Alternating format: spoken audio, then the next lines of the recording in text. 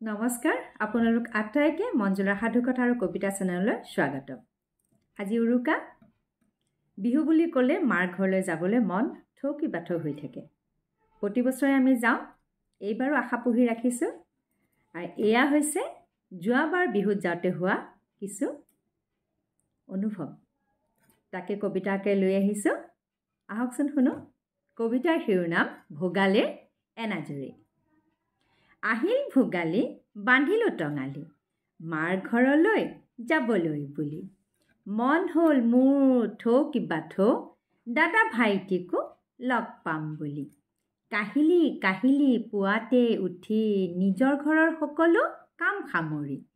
যিমান পাৰোঁ কৰোঁ লৰালৰি, পদূলি মূৰতে ৰ'ব মা আজি।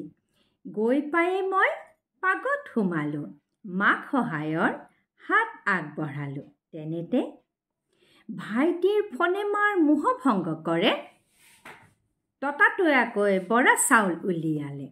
কিনো হ'ল মা ভাঙি পাতি কোৱা, বৰা চাউল দেখোঁ তুমি পুনৰ তিয়ালা। ভাইটিয়ে কিনিছে বাঁহৰ যে চুঙা, বনাব আজি হেনো সি চুঙা পিঠা। মাৰ কথা শুনি দাদা গ'ল দৌৰি, চুঙা পিঠা বনাবলৈ সঁজুলি বিচাৰি। ইটা তাৰ লোহাৰত বিচাৰি খুচাৰি, যি পাৰে দাদাই আনিলে সামৰি। পৰিয়াল সহিতে ভাইটি আহিলে, দাদাৰ যোগাৰেৰে পিঠাত ধৰিলে। লাৰু পিঠা দৈ ক্ৰীমৰ সুগন্ধি বিয়পে, আলু বেঙেনা পোৰাই মন যে ভৰালে। কাঠ আলু ভজা মাছ মচক মচক, মাহ কৰা গলিয়াও গোটা চেৰেক। মামা মামী ভাগিনে ঘৰ পোহৰাই, দেউতাৰো ঠাইকণ মায়ে যে পুৰায়।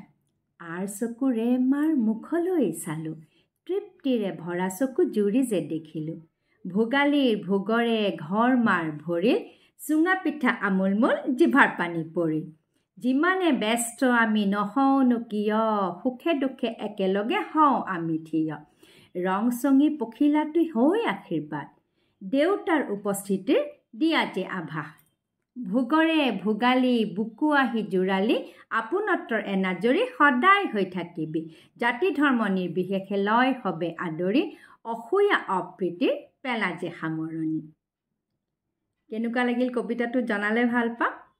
আৰু সদায় কোৱাৰ দৰে আজিও কৈছোঁ, আপোনালোকে যদি ভাল পাইছে কবিতাটো তেনেহ'লে লাইক কমেণ্ট কৰিব, শ্বেয়াৰ কৰিলেও ভাল, আৰু ছাবস্ক্ৰাইব কৰি চেনেলটো আগুৱাই নিলে মই নথৈ সুখী হ'ম। আজিলৈ ইমানতে এৰিছোঁ। পুনৰ ভোগালী বিহুৰ শুভেচ্ছাৰে ধন্যবাদ।